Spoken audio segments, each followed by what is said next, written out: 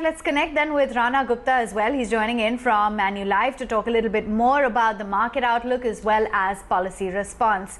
Great to have you on board, Rana. Thanks so much for taking time out. I just wanted to get in a take as to how you're looking at the kind of policy as well as fiscal stimulus action that has been taken here in India vis-a-vis some of the other markets that have been impacted by COVID, and what more is it that you'd like to see? Hi, good morning. Thanks for having me.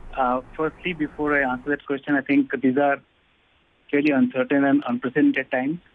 So I wish you and all your viewers safety. That's most important.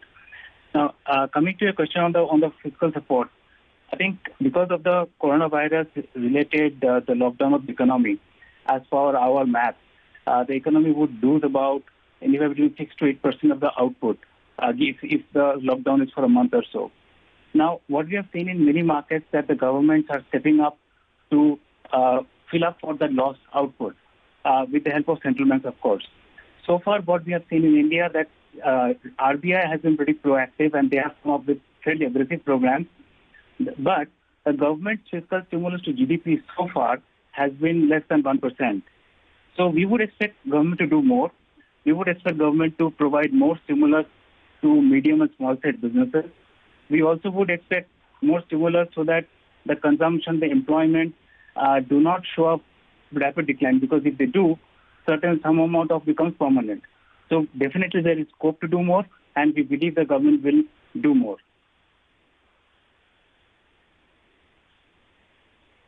Okay, and then at a time like this, Rana, give us a sense as to what exactly it is you're advising investors to do. Would you be picking up stocks at the bottom, a lot of those large cap blue chip stocks that have the potential to rally once we do see some amount of stability?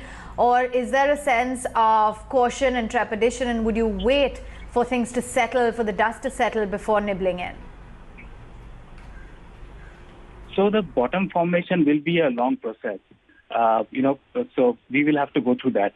And before we talk about any particular sectors, we would like to highlight that the durable bottom from which you can be pretty sure about, markets moving up, will happen when a solution to the medical problem has been found. Because at the end of the day, it's a medical issue and a solution is to be found. So infection rates need to peak out, or a vaccine needs to be found, so on and so forth. But your point is right. The markets have corrected a lot, so there are some value in certain pockets. So we are looking at it very selectively. And our view is that even when this episode is behind us, the world that we will see will be much different from where we are today. So let me share a few examples, and those are the kind of sectors that we are looking at.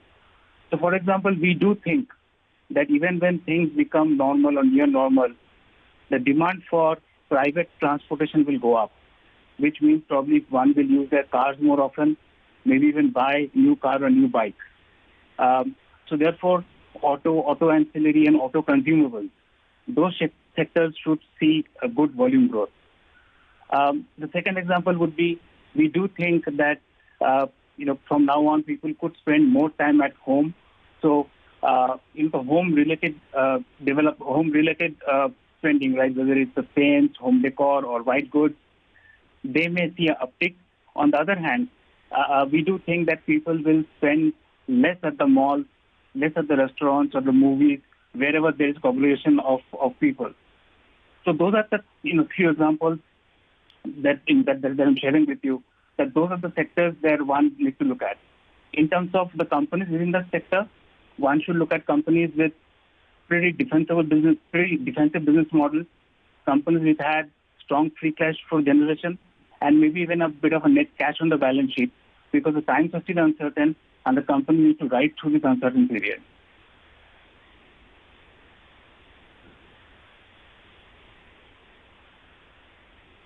Rana, a simple question. As an outsider, if I look at India, the first impression is that 2018 was a bad year. 2020 is going to be a terrible year. That's a bad news. But the good news is that virus thankfully has not spread, unlike other countries. Oil prices have got crushed. Indian government has bring down rates. Moratorium is at play. So as an outsider, should one focus on the bad news or take advantage of the good news? It's a bit of both, right? Because first of all, I think you are absolutely right that the virus has not spread as compared to other countries. The numbers are still pretty low. Now, we will have to see, wait and watch that how the number pans out. So that's number one, but that's definitely good news. But the point is, the economy is under lockdown. Economy is under lockdown simultaneously disrupts both demand and supply. So 6-7% of our output is lost. And the government has to come up with more, which we think they will, with more fiscal support measures. That's number one. And number two, today we live in an interconnected world. Some part of export-driven growth or the growth that came from capital flows will suffer as a result of the global issues. So that part also we need to keep in mind of. And thirdly, as I was explaining in the response to the earlier question, that we do think there will be significant behavior changes for customers, consumers going forward. So therefore, as long as you're looking at those sectors, I think one should be looking at the opportunities. But for example, if one is looking at, let's say, retail or airlines or a commercial real estate, there I think the road to recovery will be much longer than consensus is thinking.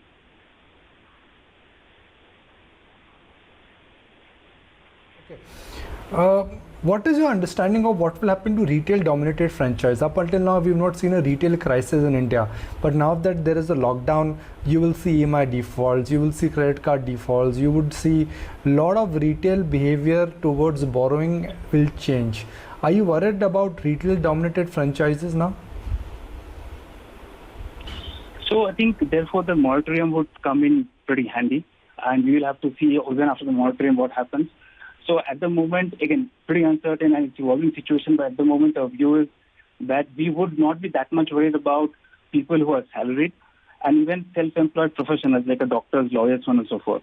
That being said, one has to see that what kind of support is in the offer for non-salaried individuals or small businesses which do not have regular income. I think that is something, that is one segment which could suffer from the lockdown. And if there is no support, even with a moratorium, there could be some issues. So therefore, the unorganized sector, the bottom of the pyramid sector, the microfinance, there comes a sort of policy intervention is necessary given the lockdown that we are having.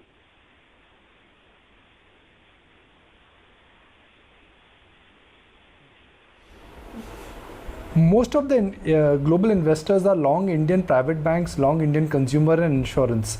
In the overall scheme of things, are you looking at revisiting something else? I mean, a reboot gives opportunity to, let's say, revisit high dividend yield stocks, low PE stocks, PSQ stocks. Would you be tempted to change your bias of portfolio, which is tilted towards quality and private banks? Oh, absolutely. I think this is a great time to build a position in the quality stocks. And by the quality stocks, again, I reiterate, quality stocks, we mean about the local business models, the defensive business models, the business with strong free cash flows, and more than dividend yield, dividend growing. So where they are paying cash dividend out of cash flows, and the cash flows are growing. So absolutely, we need to focus on them. In terms of your question on private banks, we still like the large liquid private banks which are well capitalized.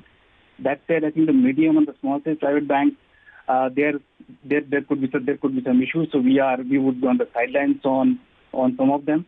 The consumer part, I shared our outlook in detail that we would be looking at something like a auto or a consumer for the auto, the home related, whereas the consumer, I think, should focus on let's say retail or eating out or something to do with or the movie shows. That segment where we will be cautious. Fair enough. Thanks very much, Rana, for sharing with us your outlook on the markets and your advice to investors. 84.99 on the last take, with the Sensex up about 713 points. But let's